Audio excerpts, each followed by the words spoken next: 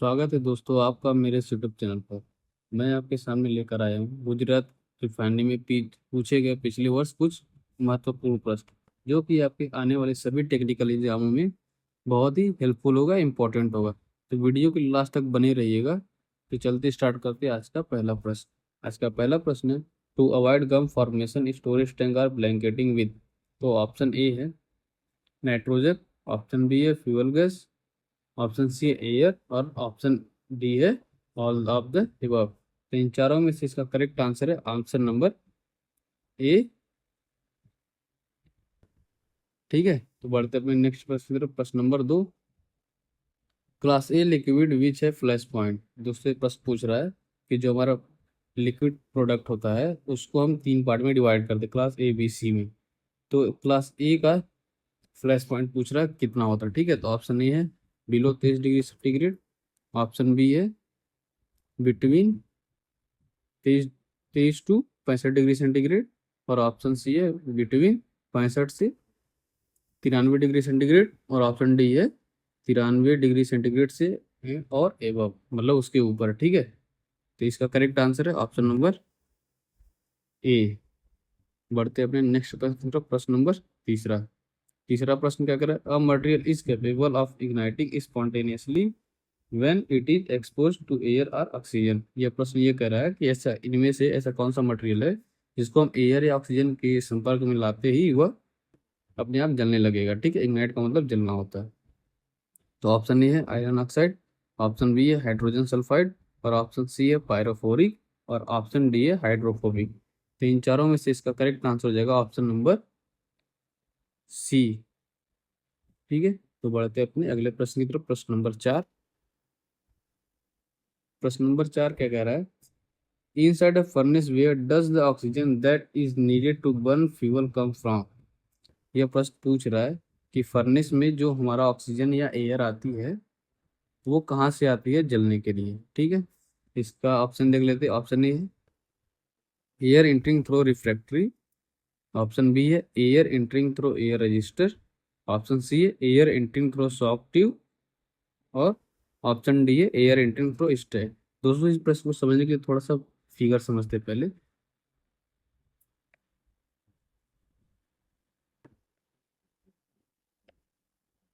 जैसे कि ये मान लीजिए हमारा फर्नेस है। ठीक है, ये फर्नेस का स्टैक है, यहाँ पे डैम्पर है, ऐसे हमारा बना हुआ है फर्नेस। इसमें क्या होता है, यहाँ पे जो हमारा बर्नर है, बर्नर जलता है, इसके पास एक ऐसा बॉक्स टाइप का अरेंजमेंट होता है। ठीक है, इसमें हमारा एक एयर रजिस्टर लगा होता है, एयर रजिस्टर बोलते हैं उसको। और यहाँ पे इसको हम ना एक डैम्पर की तरह एडजस्ट कर सकते हैं। जैसे यहाँ पे इसको हम एडजस्ट करते हैं, यहाँ भी इसको हम एक हैंडल होता है जिसकी सहायता से हम इसको एडजस्ट कर सकते हैं कि हमको फर्नेस में कितना एयर चाहिए, कितना एयर नहीं चाहिए। ठीक है, तो जिससे हमारा क्या होता है, एक ड्राफ्ट भी क्रिएट होता है। अगर वो नेचुरल टाइप का फर्नेस है, नेचुरल ड्राफ्ट फर्नेस है, तो एयर से हम इतना ड्राफ्ट भी क्रिएट कर सकते हैं। ठीक है, और अब पहला ऑप्शन क्या है, रिफ्रैक्टरी। रिफ्रैक्टरी से कोई एयर मतलब गैस नहीं आ सकती, क्योंकि वो इनबिल्ट होता है फर्नेस के बॉडी के अंदर। ठीक है, जिसमें क्या होता है, जो भी हमारा एयर जाता है ना, एयर और जो हमारे जलने के बाद फ्यूल जो फ्लू गैस बनती है, उसको हमारा जो बाहर आने से बचाता है, मतलब एटमॉस्फेयर में हीट आने से बचाता है। ठीक है, तो इस ये तो पहला ऑप्शन गलत हो गया। ऑप्शन दो है इंटरिंग थ्रू एयर रजिस्टर। ठीक है, तो ये बता दिया। Air entering through shock tube, shock tube जो था वो काफ़ी ऊपर होता है, शायद कनेक्शन सेक्शन में होता है। ठीक है, तो वहां से आने का कोई चांस नहीं होता, जो बर्निंग के लिए पूछ रहा है। और लास्ट ऑप्शन है स्टैक। स्टैक सबसे ऊपर का पार्ट है दोस्तों, जहाँ से हमारा एंट्रिंग का कोई ऑप्शन नहीं होता है। ठीक है, तो इन चारों में से इसका करेक्ट आंसर है air entering through air register. तो इसका करेक्ट आंसर है ऑप्शन नंबर 4, सॉरी बी। बढ़ते अपने नेक्स्ट प्रश्न की तरफ। प्रश्न नंबर 5। मास क्या कर रहा है, what cause fluid movement during natural convection heat transfer. यह प्रश्न पूछ रहा है कि नेचुरल कनेक्शन हीट ट्रांसफर में फ्लूइड का किस तरह का मूवमेंट होता है जिससे हमारा हीट ट्रांसफर हो जाता है। तो ऑप्शन ए है difference in density, option B है difference in viscosity, option A fan, और ऑप्शन डी है पंप। तो दोस्तों इसको भी समझते हैं। ठीक है, पहला ऑप्शन है difference in density. Difference in density क्या होगा कि जैसे कोई वेसल है या जैसे कोई पात्र है, बर्तन है, इसमें हम हीट के थ्रू गर्म कर रहे हैं, ठीक है। गर्म करें तो क्या होगा, जो हमारे इस बर्तन के निचले मतलब सबसे करीब लेयर होगी फ्लूइड की, वो पहले गर्म होगी। पहले गर्म होगी तो क्या होगा, उसका बॉइलिंग पॉइंट बढ़ता है। बढ़ने के कारण क्या होगा, इसमें जो है एक वेपराइज होने लगता है, ठीक है। वेपराइज होने लगेगा। वेपराइज होने के कारण इसका क्या होगा, जो हमारा सरफेस टेंशन है इस पे लिक्विड पे वो कम होने लगा, और ये कम होने के कारण ये वेपराइज होके अपना ऊपर जाने लगा, जिससे क्या होगा कि जो हमारा अदर लिक्विड्स है ना, जो अपर सरफेस पे है, वो नीचे आने की कोशिश करेंगे, ठीक है। नीचे आने की कोशिश करेंगे, क्योंकि यहाँ का जो हमारा वॉल्यूम है वो अब खाली हो रहा। क्यों खाली हो रहा, क्योंकि जो हमारा जो यहाँ पे हमने हीट की सहायता से इसको पानी को गर्म किया, वो ना बबल्स के फॉर्म में ऊपर जा रहे हैं, ठीक है। जो क्यों जा रहे हैं, क्योंकि इनकी डेंसिटी कम हो गई, क्योंकि ये वेपर फॉर्म में आ रहा है। तो वेपर की लिक्विड के अकॉर्डिंग जो अपना डेंसिटी था वो बहुत कम होता है, ठीक है। तो इसलिए जो यहाँ पे लिक्विड मॉलिक्यूल थे जो वेपर बन रहे हैं, वो ऊपर जाते हैं, और ऊपर के जो लिक्विड पार्टिकल्स हैं वो नीचे आते हैं, ठीक है। तो नेचुरल कनेक्शन में होता है क्या, डिफरेंस इन डेंसिटी, क्योंकि यहाँ पे जो है हीट ट्रांसफर इन बबल्स के मूवमेंट के कारण होगा, ठीक है। और ऑप्शन बी है difference in density, sorry viscosity. Option C है एफएन, और ऑप्शन डी है पंप। अगर हम कोई थर्ड मटेरियल इक्विपमेंट यूज कर रहे हैं, फैन या पंप, तो वो नेचुरल कनेक्शन होगा ही नहीं, ठीक है। इसका करेक्ट आंसर है option number A, difference in density. अगला प्रश्न क्या है, प्रश्न नंबर 6। Select the heat transfer use to transfer heat from burning fuel to the process fluid in a furnace. यह प्रश्न कह रहा है कि इन चारों में से इसका कौन सा आंसर इसका सही है, जो हम बर्निंग के बाद जो प्रोसेस फ्लूइड को गर्म करने के लिए मीडियम यूज होता है, ठीक है। तो ऑप्शन ए है कन्वेक्शन, ऑप्शन सी है रेडिएशन, और ऑप्शन बी है रेडिएशन, ऑप्शन सी इंडक्शन, और ऑप्शन डी है बोथ ए एंड बी। तो दोस्तों जब हम कोई भी मतलब हीट ट्रांसफर मोड पढ़ते हैं, उसमें पहला आता है कंडक्शन, फिर कन्वेक्शन, फिर आता है रेडिएशन। तो फर्नेस में दोस्तों जब हम फ्यूल को बर्न करते हैं हीट सोर्स लाने के लिए, तो उस टाइम क्या था, जो बॉटम होता है बर्न सॉरी फर्नेस के पास बॉटम टेम्परेचर सबसे ज़्यादा होता है। और क्यों होता है, क्योंकि वहाँ पे हम फ्यूल की बर्निंग करें, ठीक है। तो फ्यूल की बर्निंग करते हैं, जिसके कारण वहाँ पे इतना ज़्यादा हीट सोर्स हो जाता है, क्योंकि हमारा कुछ हाइट तक इतना रेडिएशन सेक्शन होता है, उसमें हमारा जो हीट ट्रांसफर होता है वो रेडिएशन से होता है, ठीक है। उसके बाद जो हीट ट्रांसफर होता है फ्लू गैस का, वो कन्वेक्शन के थ्रू होता है। तो इसका करेक्ट आंसर है option number D, both A and B, ठीक है। ऑप्शन इसका डी सही है। बढ़ते हैं अपने अगले प्रश्न की तरफ, प्रश्न नंबर 7। प्रश्न नंबर 7 क्या कह रहा है, what cause outside air to enter the burners from natural draft furnace. Option A है pressure inside the furnace below the atmosphere, option B है pressure inside the furnace greater than atmosphere, of option C a fan blower air into the furnace, और option D है a fan draws combustion gas out of the furnace. ये भी question भी furnace से related है। ये कह रहा है कि नेचुरल ड्राफ्ट फर्नेस में जो हमारी बाहर की हवा है वो अंदर कैसे आती है। अंदर कैसे आती है दोस्तों, जब हम फर्नेस स्टार्टअप करते हैं उस टाइम पे क्या होता है ना, स्टैक स्टैक में एक डैम्पर लगा होता है, ठीक है। डैम्पर लगा होता है जिसे हम ओपन कर देते हैं। ओपन करने के बाद क्या होगा, हमारा ये रास्ता पूरा खुल जाता है। जैसे अभी इस क्लोज कंडीशन में था, तो अभी हम इसको पूरा ओपन करके देते हैं, ठीक है। पूरा ओपन करके रखेंगे तो क्या होगा, हमारे अंदर यहाँ फर्नेस और जो एटमॉस्फेयर का एयर है, ठीक है, यहाँ से जो गैसेस होंगी ये खुलने के बाद ऊपर जाना चाहेंगे, ठीक है, क्योंकि इनको आगे जाने के लिए रास्ता मिलता है। और जो हमारा एटमॉस्फेयर का एयर है, यहाँ पर हम एयर रजिस्टर को ओपन करेंगे तो यहाँ इसके बीच और इसके बीच एक ड्राइविंग फोर्स क्रिएट होगा, जो कि प्रेशर डिफरेंस होगा, ठीक है। तो जो हमारा नेचुरल ड्राफ्ट फर्नेस होता है उसमें बाहर से एयर अंदर जाती है बिना किसी थर्ड इक्विपमेंट के यूज किए बिना, ठीक है। जैसे इसमें दिया है ब्लोअर और ये फैन, और एक बार निकालने के लिए दिया है, एक भेजने के लिए दिया है, ठीक है। तो अगर थर्ड मीटर का यूज करेंगे तो इसमें क्या होगा, ये नेचुरल ड्राफ्ट नहीं रह जाएगा। तो हमारा क्या होगा, pressure in side the furnace below the atmosphere. तभी यहाँ पे जो हमारा प्रेशर डिफरेंस हो रहा है, जिसके कारण हमारा एटमॉस्फियर से एयर अंदर आ रहा है फर्नेस के बर्निंग के लिए, ठीक है। इसका करेक्ट आंसर हो जाएगा ऑप्शन नंबर ए।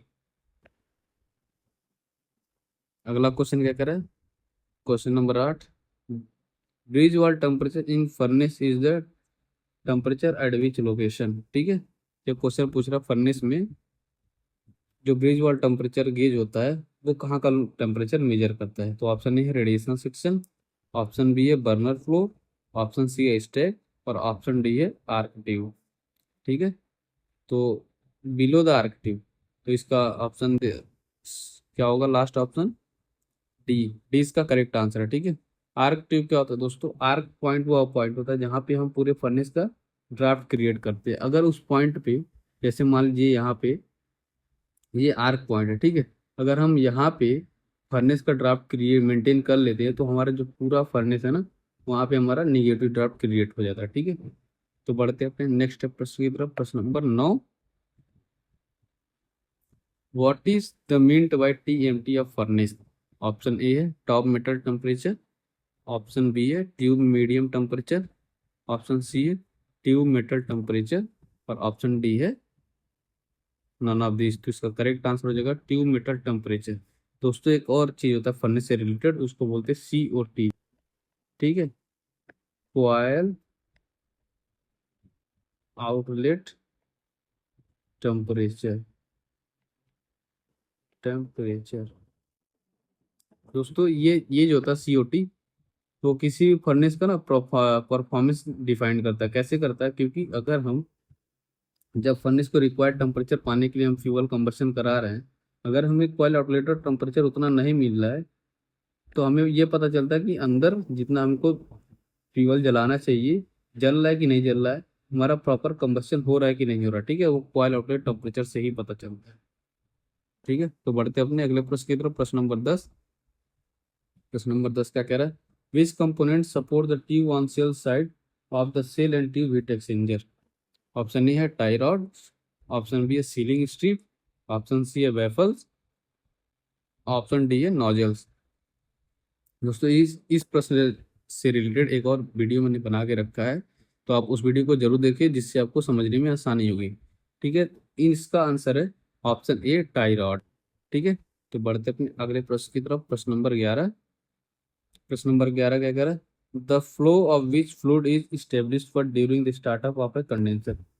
दोस्तों इस प्रश्न से भी रिलेटेड एक वीडियो ऑलरेडी उसी वीडियो में बना के रखी है। ठीक है, तो इसको भी वहां से देखकर आप समझ सकते हैं। तो ऑप्शन ए है प्रोसेस वेपर, ऑप्शन सी है कंडेंसेट, ऑप्शन सी है डिस्टिलेट और ऑप्शन डी है कूलिंग वाटर। तो दोस्तों इसका करेक्ट आंसर हो जाएगा option number D, cooling water को पहले स्टेब्लिश करते हैं। ठीक है, तो बढ़ते अपने अगले प्रश्न की तरफ। प्रश्न नंबर 12, प्रश्न नंबर 12 क्या कह रहा है, gear pumps are mainly use in chemical installation because of which characteristics.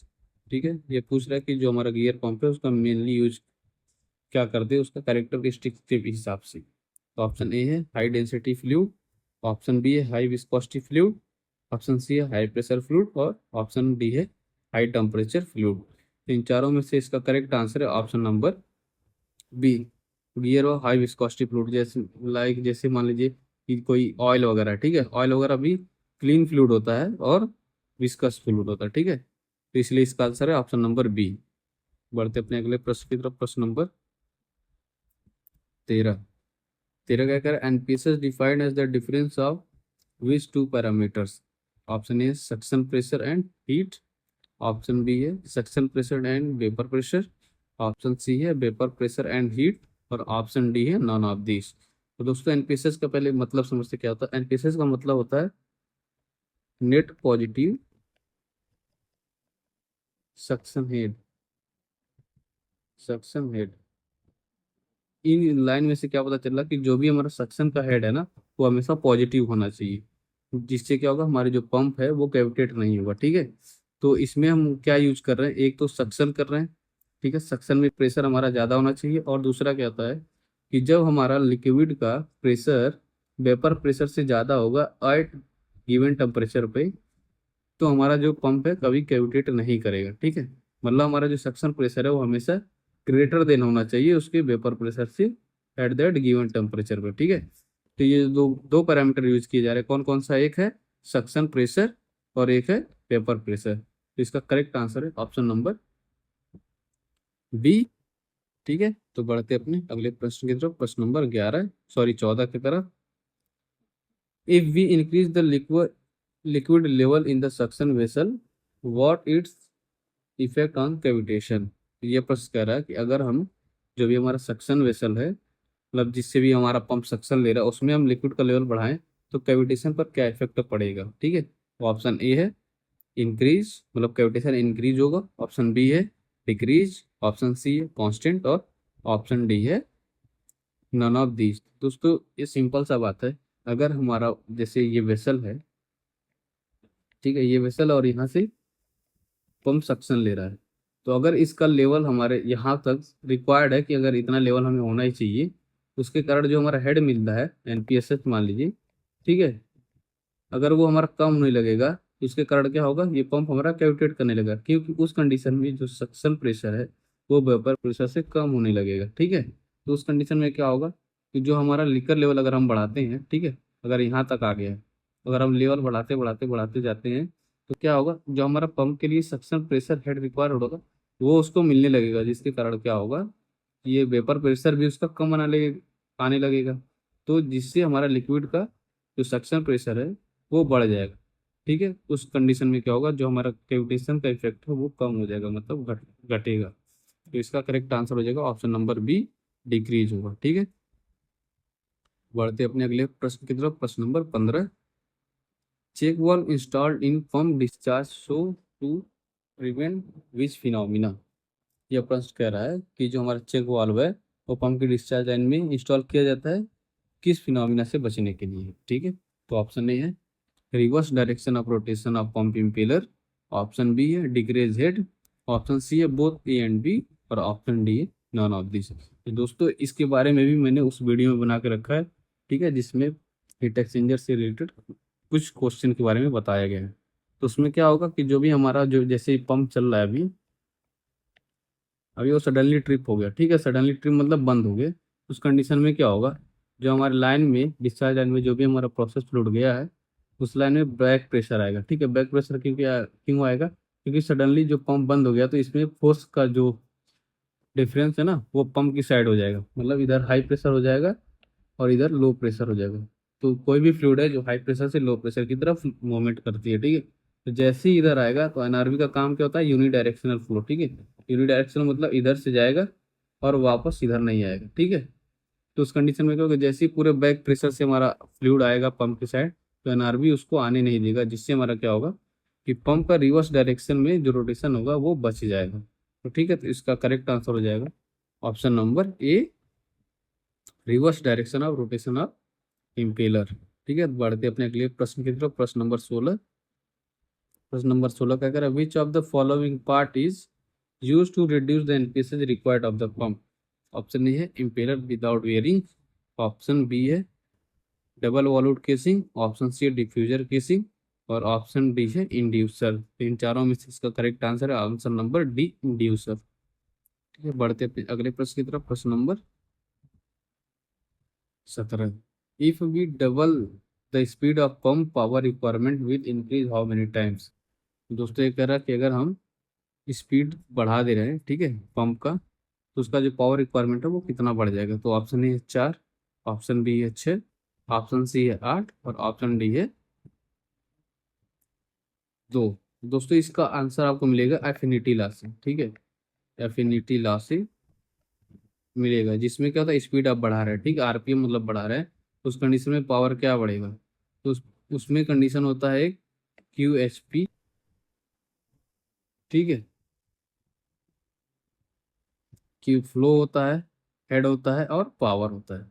अगर हम स्पीड बढ़ा रहे हैं, ठीक है, स्पीड बढ़ा रहे हैं, तो क्या होगा, हमारा पावर के हमेशा क्यूबिक में होता है, तो पावर क्या हो जाएगा, 3 टाइम्स होगा। ठीक है, तो हमारा कितना हो जाएगा, 8। डबल करें तो मतलब पावर हमारा 8 हो जाएगा। इसका करेक्ट आंसर होगा ऑप्शन नंबर सी, 8। ठीक है, ये टाइपिंग मिस्टेक हो गया थोड़ा, लेकिन इसका आंसर सही है। बढ़ते अपने अगले प्रश्न की तरफ, प्रश्न number 18। Which type of LPG is use as propylene recovery unit feed. तो option A auto LPG. Option B है straight run naphtha. Option C है क्रैक्ड नेप्था। और ऑप्शन डी है नन ऑफ 20। तो इसका करेक्ट आंसर है option number C, cracked naphtha. ठीक है, तो बढ़ते अपने अगले प्रश्न की तरफ। प्रश्न नंबर 19। प्रश्न नंबर 19 क्या कह रहा है? Why very tall pack tower are divided into series of beds. तो ये दोस्तों पूछ रहा है कि जो हमारा पैक टावर लंबे होते हैं उनको छोटे छोटे पार्ट्स में क्यों बनाकर लाया जाता है, ठीक है, या इंस्टॉल किया जाता है। तो option A, reduce the overall pressure drop. Option B है अवॉइड चैनलिंग।